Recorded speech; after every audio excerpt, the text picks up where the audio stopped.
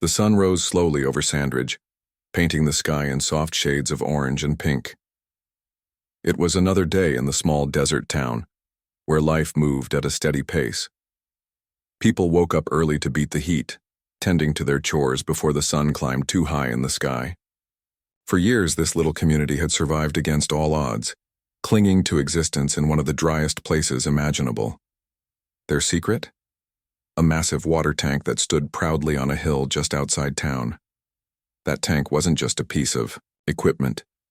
It was their lifeline, their hope, and their future. Megan Carter loved mornings like this. She was a teacher at the local school, but today was Saturday, which meant no classes. Instead, she decided to take Max, her golden retriever, for a walk. Max wagged his tail excitedly as Megan clipped on his leash. They strolled down the dusty road, passing by familiar sights, the old general store, the creaky wooden church, and the rows of modest houses made of weathered wood and tin roofs. Everything about Sandridge felt timeless, untouched by the modern world. As they walked closer to the outskirts of town, Megan glanced toward the hill where the water tank usually stood. Her steps slowed. Something was wrong. Where the towering structure should have been, there was nothing. Just empty space. Confused, she stopped and stared. Max whined softly, sensing her unease. "What's going on?" Megan muttered under her breath. She stepped off the path and climbed the hill, her sneakers crunching against the gravel. Up close, the truth became painfully clear. The water tank was gone. Not damaged or leaking, it had been completely dismantled. All that remained were a few loose bolts scattered around the ground and some scrap marks where heavy machinery might have dragged the pieces away. Megan's heart sank. Without the tank, Sandridge wouldn't last long. The desert was unforgiving and water was everything here. Every drop mattered. The tank didn't just supply drinking water, it also fed irrigation systems for crops, refilled firefighting trucks, and kept livestock alive. Losing it was unthinkable. She pulled out her phone and dialed Jake Monroe, the town mechanic. Jake was known for being handy with tools and always willing to lend a hand when things went wrong. He answered after a couple of rings, his voice groggy, from sleep. "Yeah? What's up?" "Jake, you need to come see this," Megan said urgently. "The water tank. It's gone." There was a pause on the other end of the line. "What do you mean, gone?" "I mean someone took it apart and hauled it away. I'm standing right here and it's not here anymore." Jake sighed loudly. Okay, stay put. I'll be there in 10 minutes. True to his word, Jake arrived quickly. His truck bounced along the dirt road, kicking up clouds of dust behind him. When he stepped out, his face was grim. Jake was a tall man with broad shoulders and calloused hands, the kind of person who looked like he could fix anything. But even he looked overwhelmed as he surveyed the scene. "This is bad," Jake said finally. "Real bad." "No kidding," Megan replied, crossing her arms. "Who would do something like this, and why now?" Jake shook his head. "I don't know, but we've got bigger problems." He pointed toward the horizon. "Look." Megan followed his gaze. At first, she didn't see anything unusual. Then she spotted it, a thin trail of smoke rising in the distance. It was a faint, barely noticeable against the vast expanse of blue sky, but it sent a chill down her spine. Smoke meant fire. Fire meant danger. And without the water tank, Sandridge was woefully unprepared to deal with either. Word spread quickly through the town. By mid-morning, nearly everyone had gathered near the empty base of the water tank. Some people brought buckets hoping to salvage any remaining water. Others simply stood in stunned silence trying to process what had happened.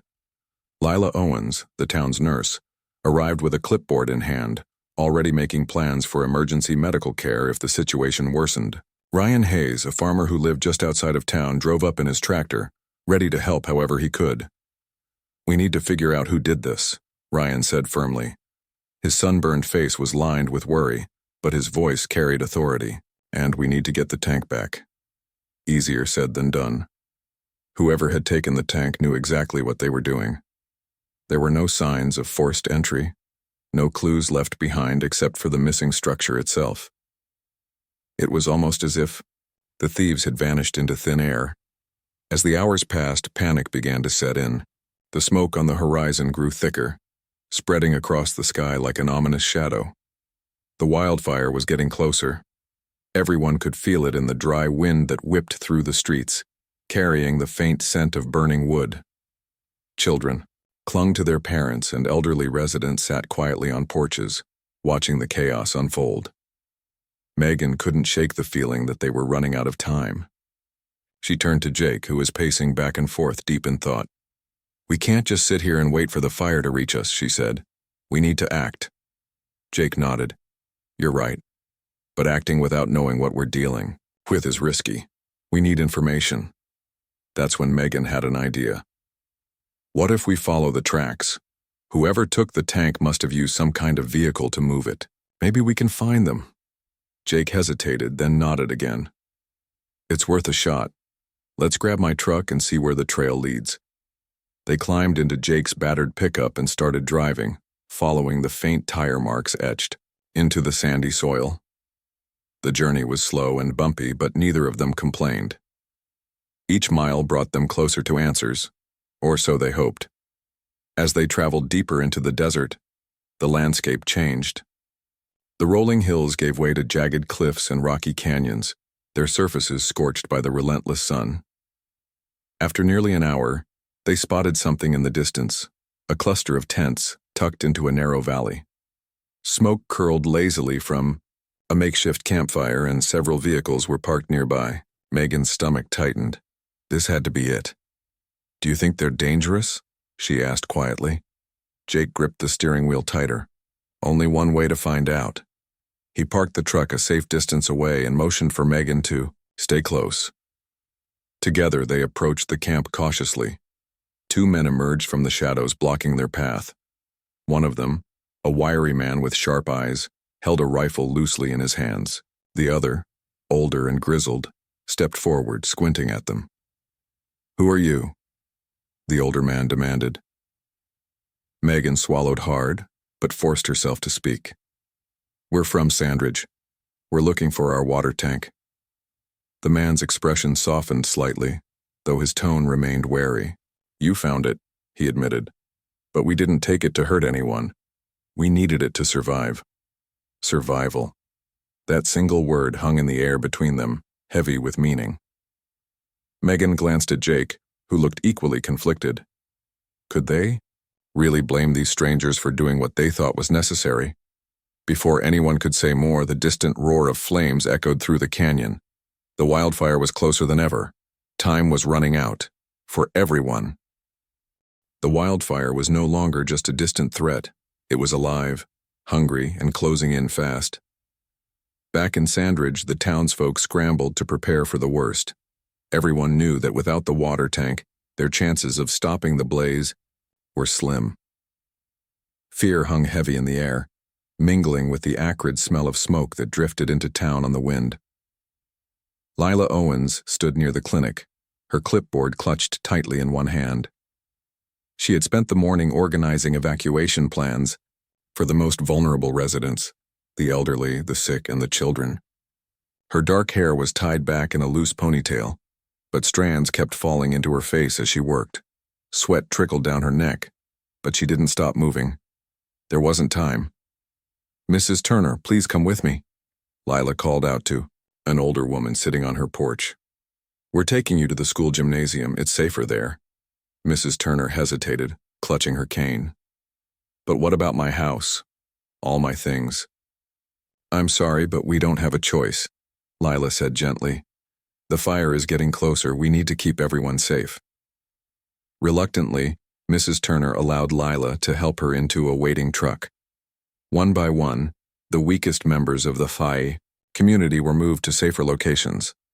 But even as Lila worked tirelessly, she couldn't shake the feeling that they were only buying time. Without enough water to fight the fire, how long could they hold out? Meanwhile, Ryan Hayes drove his tractor through the streets of Sandridge, shouting instructions to anyone who would listen.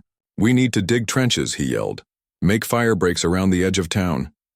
Fire breaks were simple yet effective. A gap in the land where nothing flammable remained, starving the fire of fuel. It wasn't much, but it might slow the flames down enough for people to escape or for reinforcements to arrive. Dozens of volunteers grabbed shovels and picks, following Ryan's lead as he carved wide paths along the outskirts of town. The heat was unbearable. Even before the fire reached them, the temperature soared, making every movement feel like a struggle. Dust caked their skin, and their throats burned from breathing in the smoky air. Still, no one complained. They worked side by side, united by sheer determination. Megan Carter returned to Sandridge late in the afternoon, her mind racing after meeting Earl and his group. Jake followed close behind, his expression grim. Together they climbed out of the truck and joined the frantic preparations. Megan immediately sought out Lila, who was tending to a young boy with a minor burn. "We found the water tank," Megan said breathlessly. "Well, part of it. Some nomads took it. They didn't mean any harm, they were desperate." Lila frowned, dabbing ointment onto the boy's arm. "That doesn't change our situation. We still don't have enough water to fight this fire." No," Megan admitted. "But they've agreed to help. At least I think they will." Jake stepped forward, wiping sweat from his brow. "They've got some barrels of water stored up. If we can convince them to bring it here, maybe we can buy ourselves more time." Lila nodded slowly. "It's better than nothing. Let's hope they hurry." As night fell, the sky turned an angry shade of red. The wildfire roared louder now, its crackling sound echoing in the distance. From the hill overlooking Sandridge, the flames looked like a living wall of destruction, devouring everything in its path. Sparks flew high into the air, drifting toward the town like tiny meteors. Ryan manned his tractor under the dim light of the stars, working non-stop to widen the fire breaks. His hands gripped the steering wheel tightly, his knuckles white. He hadn't slept in nearly 24 hours, but he refused to stop. Every second counted. Nearby, a group of teenagers filled buckets from shallow wells scattered throughout town. Their faces were streaked with dirt, and their clothes were soaked from the effort, but they kept going. One of them, a girl named Anna, stumbled slightly as she carried a heavy pail to the edge of the fire break. Ryan noticed and jogged over to help. "You okay?" he asked, steadying her. Anna nodded, though her eyes glistened with tears. I don't want to lose my home." Ryan placed a reassuring hand on her shoulder. "We'll do everything we can to protect it. Stay strong." Back in the center of town, Megan and Jake coordinated efforts to communicate with Earl's group. Using Jake's old two-way radio, they managed to establish contact. Earl's voice crackled through the static, hesitant but sincere. "We're loading the barrels onto our trucks now," he said. "It'll take us a while to get there, but we're coming." "Thank you," Megan replied, relief flooding her voice. "You have no idea how much this means to us." Earl paused before responding. "Just remember, this isn't charity. We're doing this because we understand what it's like to be desperate. Don't forget that when this is over." Megan promised they wouldn't. She ended the transmission and turned to Jake. "They're on their way," Jake exhaled sharply. "Good. Now let's pray they make it in time." The hours dragged on, each one feeling longer than the last. The fire crept closer, illuminating the horizon with an unnatural orange glow. Ash rained down like snow, coating rooftops and filling the streets. The air grew thick with smoke, forcing people to cover their mouths with damp cloths just to breathe. Despite the chaos, moments of humanity shone through. Neighbors helped each other carry belongings to safer areas. Parents comforted frightened children, promising them that everything would be all right, even if they weren't sure themselves. Strangers shared bottles of water, rationing what little they had left. Finally, just as the first flames licked at the edge of Sandridge, headlights appeared in the distance. Earl's convoy rolled into town, their trucks laden with barrels of water. Cheers erupted from the exhausted crowd as the vehicles came to a stop. Earl climbed out of the lead truck, his weathered face unreadable. "We brought what we could," he said simply. "Use it wisely. Without wasting a moment, Jake and Ryan directed the townsfolk to unload the barrels. Hoses were rigged up quickly, connecting the makeshift system to whatever firefighting equipment they had. Water sprayed onto the advancing flames, creating small pockets of resistance against the inferno. For hours, the battle raged on. Volunteers took turns manning the hoses, their muscles aching from the effort. The fire pushed back relentlessly, but the combined strength of the townsfolk and Earl's group began to make a difference. Slowly, painfully, the flames started to retreat. By dawn, the worst seemed to have passed. The main body of the fire had veered away from Sandridge, leaving behind a scorched wasteland. Exhausted but relieved, the survivors collapsed onto the ground, staring up at the pale morning sky. Smoke still lingered in the air, but the immediate danger was gone. Megan sat beside Jake, her head resting on her knees. "We made it," she whispered hoarsely. Jake nodded, too tired to speak. For now, survival was victory enough. The morning after the wildfire was quiet, almost unnaturally so. The crackling roar of flames had been replaced by the soft hiss of steam rising from the scorched earth. Sandridge looked like a ghost of its former self. Charred trees stood bare, their branches twisted into eerie shapes. The air smelled of ash and damp soil, and the sun struggled to break through the haze that lingered overhead. Megan Carter walked slowly through the streets, her boots crunching against the layer of ash that coated everything. She felt drained, both physically and emotionally. Her throat was raw from breathing in smoke, and her body ached from hours of hauling water and digging trenches, but despite the exhaustion, she couldn't stop moving. There was too much work to do. Around her, the townsfolk were beginning to assess the damage.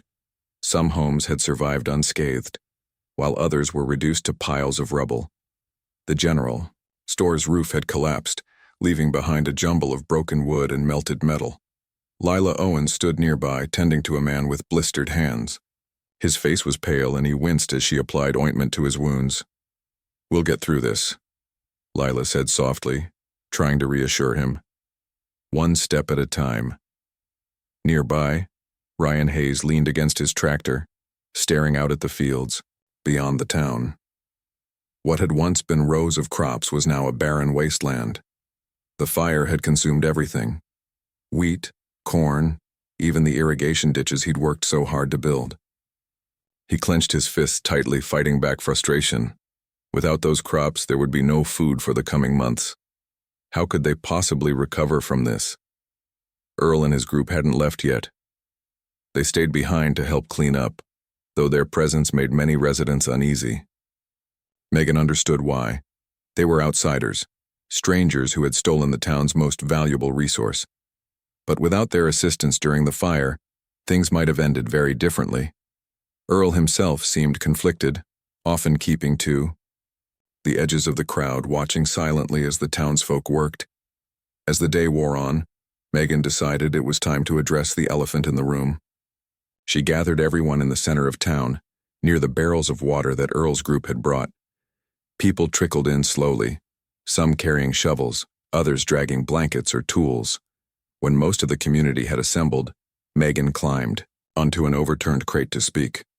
"I know we're all tired," she began, her voice hoarse but steady, "and I know we've lost a lot, but we need to talk about what happened and how we move forward."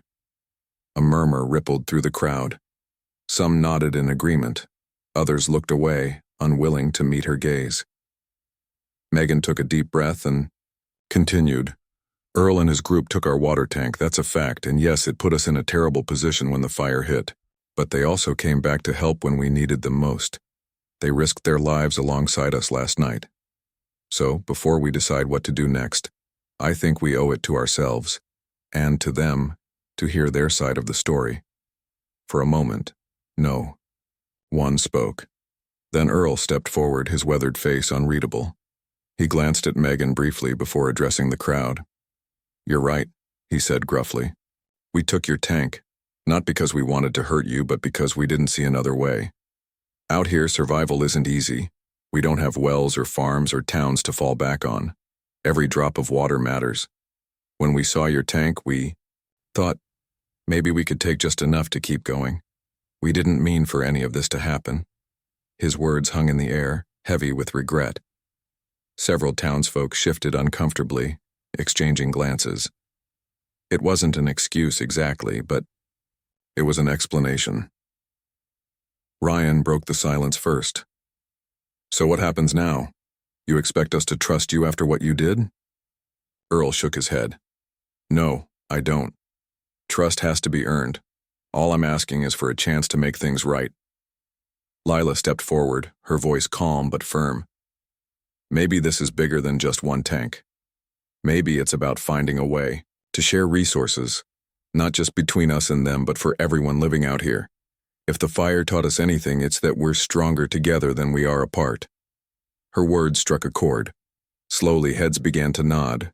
Even Ryan's scowl softened slightly. Megan seized the opportunity. "She's right," Megan said. "This isn't just about punishing someone or pointing fingers. It's about making sure something like this never happens again. We need a plan, a real plan for managing our water supply, one that works for everyone." Jake chimed in, speaking up for the first time. "We can start by building a new tank, something bigger, stronger, and harder to steal, and we can set up rules for sharing it fairly." The idea sparked a flurry of discussion. People started throwing out suggestions, ways to monitor the tank, methods for rationing water during emergencies, even ideas for collaborating with neighboring communities. For the first time since the fire, there was a sense of hope in the air. Earl listened quietly, his expression thoughtful. When the conversation paused, he cleared his throat. "If you'll let us, my group wants to help rebuild. Not just the tank, but whatever else needs fixing. We've got skills and we've got time. It's the least we can do." Megan smiled faintly. "That's a start." Over the next few days, the town threw itself into recovery efforts. Earl and his group pitched in wherever they could, repairing fences, clearing debris, and helping construct a temporary shelter for displaced families. Tensions remained high at times, especially among those who had lost the most in the fire. But little by little, barriers began to break down. One afternoon, Megan found herself working alongside Earl as they dug post holes for the foundation of the new water tank. The work was grueling, and the sun beat down mercilessly. But neither of them complained. After a while, Earl spoke up. "You must hate us," he said quietly, not looking at her. Megan paused, leaning on her shovel. "I won't lie. It was hard to forgive at first.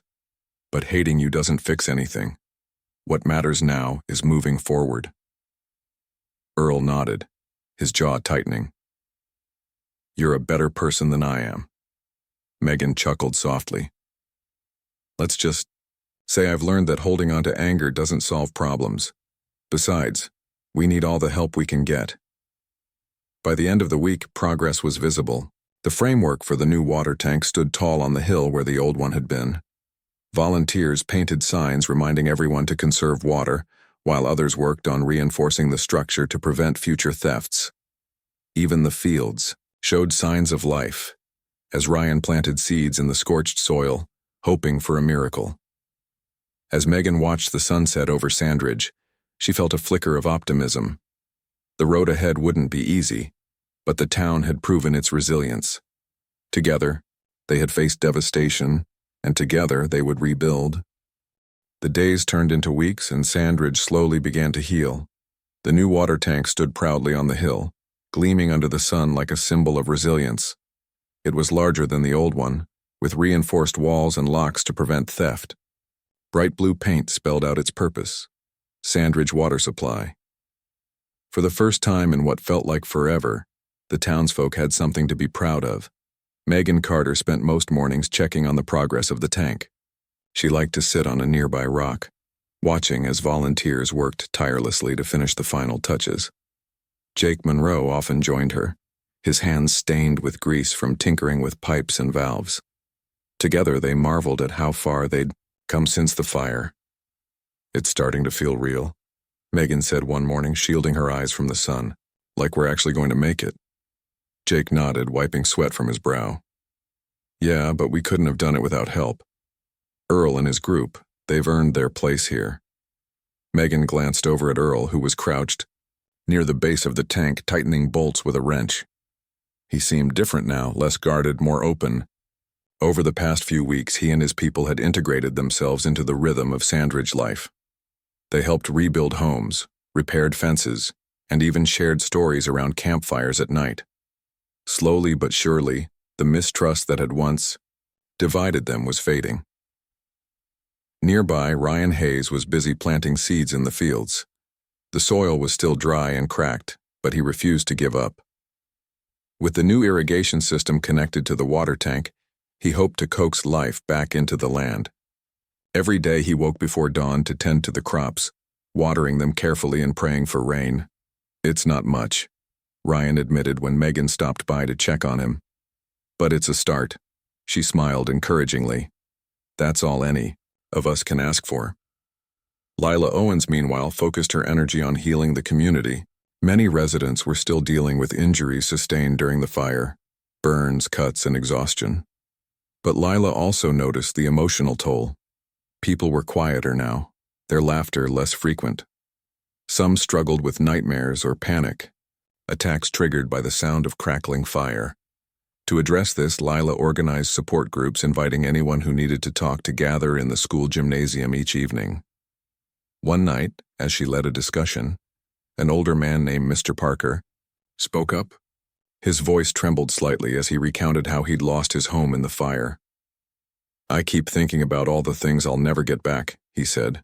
"Photos, letters, memories." The room fell silent. Then, a young woman named Anna reached out and placed a hand on his shoulder. "We may not be able to replace those things," she said softly, "but we can make new memories. Together." Her words struck a chord, and soon others began sharing their own stories of loss and hope. By the end of the meeting, there were tears, but also smiles. Healing wouldn't happen overnight, but it was happening. As the town continued to rebuild, Megan proposed an idea that sparked excitement among the residents. "What if we held a festival?" she suggested during one of their daily gatherings. "Something to celebrate everything we've accomplished, a way to bring everyone together." The idea spread quickly, and within days, plans were underway. Volunteers decorated the town square with colorful banners and streamers. Someone donated a guitar, and another person brought out an old harmonica. Children practiced songs to perform, while adults prepared food using whatever ingredients they could spare. Even Earl's group pitched in, setting up tables and stringing lights between the trees. On the day of the festival, the atmosphere was electric. Laughter filled the air as families gathered in the square. The scent of grilled corn and freshly baked bread wafted through the streets, drawing hungry crowds. When the sun dipped below the horizon, casting a warm glow over the celebration, Megan stepped onto a makeshift stage to address the crowd. "We've been through so much," she began, her voice carrying across the square. "We've faced fire, loss, and hardship. But tonight we stand together, not as victims, but as survivors. This festival isn't just about celebrating what we've built. It's about honoring who we are. A community." Applause erupted, echoing through the night. Then the music started and people danced, clapped, and sang along. For a few hours, the weight of their struggles lifted, replaced by joy and camaraderie. Earl watched from the sidelines, leaning against a tree with a cup of lemonade in his hand. Megan approached him, smiling. "You should join in," she said.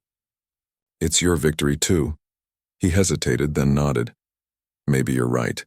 By the end of the evening, even Earl was laughing, caught up in the spirit of the celebration.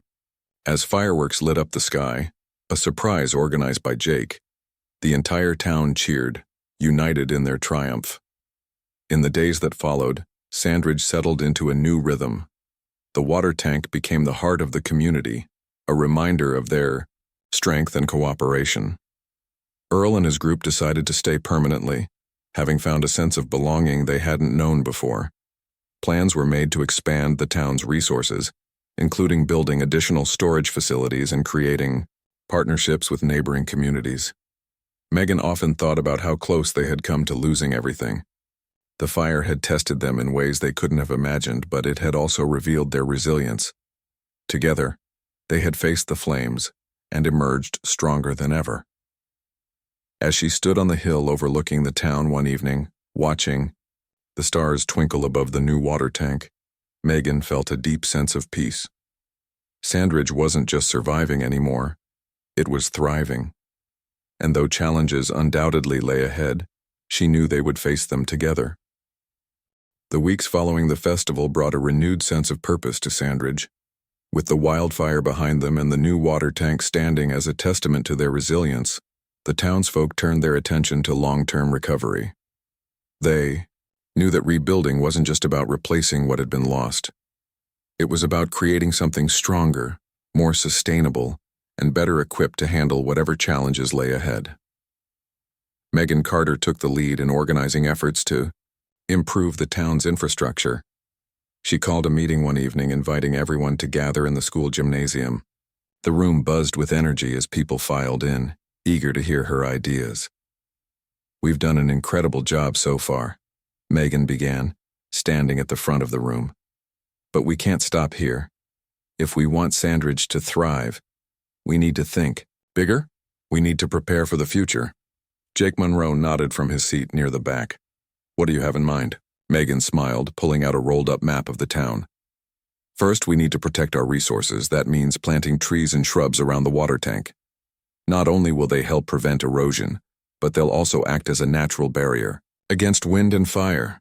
Ryan Hayes raised his hand. "I like the idea, but where will we get the plants? And how will we keep them alive in this heat?" "That's where cooperation comes in," Megan replied. "Earl and his group know a lot about surviving in tough conditions. They can teach us which plants grow best in this climate and how to care for them. Plus, we can use the water tank to irrigate the area until the plants take root." Earl, who was sitting quietly in the corner, stood up. "She's right. There are drought-resistant species that could work here. Mesquite trees, creosote bushes, even some native grasses. They won't solve all our problems, but they'll make a difference." The crowd murmured in agreement. Lila Owens spoke next, her voice calm but firm. "This isn't just about planting trees. It's about building a community that works together. Let's divide the tasks among us. Some can focus on gathering seeds and saplings, others on digging holes, and still others on maintaining the irrigation system." By the end of the meeting, everyone had a role to play. Over the next few days, teams formed and got to work. Earl led expeditions into the surrounding desert to collect seeds and cuttings from hardy plants. Ryan used his tractor to dig trenches for irrigation lines, ensuring the new vegetation would have access to water. Meanwhile, volunteers of all ages came together to plant the first wave of greenery around the base of the water tank. Anna, the teenager who had helped during the fire, proved especially skilled at nurturing the young plants. She spent hours, each day tending to the saplings, making sure they were watered and protected from animals. Her dedication inspired others, and soon, entire families were pitching in to help. As the planting effort progressed, the town began tackling other projects.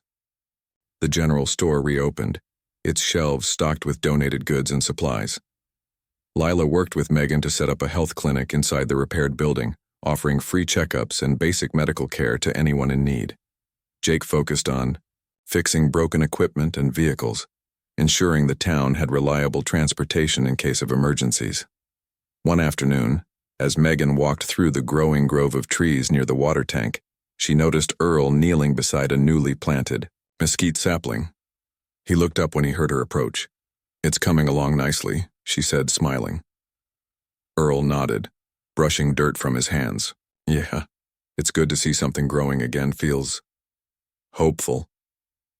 Megan sat down beside him, watching the leaves sway gently in the breeze. "You've changed, you know. When we first met, I wasn't sure if we could trust you. Now I can't imagine doing this without your help." Earl chuckled softly. "Guess I've come a long way too. Never thought I'd go from being a thief to planting trees." "It's not where you start that matters," Megan said. "It's where you end up." As the weeks passed, the changes in Sandridge became impossible to ignore. The once barren landscape around the water tank was now dotted with green shoots, promising a brighter future. The fields outside town showed signs of life, with tiny sprouts breaking through the soil. Even the air felt different, cooler, fresher, filled with the scent of earth and growing things. But perhaps the biggest change was in the people themselves. Strangers had become neighbors, and neighbors had become friends. Trust, once shattered, had been rebuilt brick by brick. The shared experience of loss and recovery had forged bonds that no fire or theft could break. One evening, as the sun dipped below the horizon, casting long shadows across the town, Megan joined Lila and Ryan on the porch of the newly renovated general store.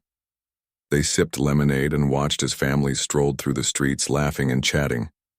"You know," Lila said after a moment, "I never thought I'd say this, but I'm glad the fire happened." Ryan frowned. "Glad? How can you be glad about that?"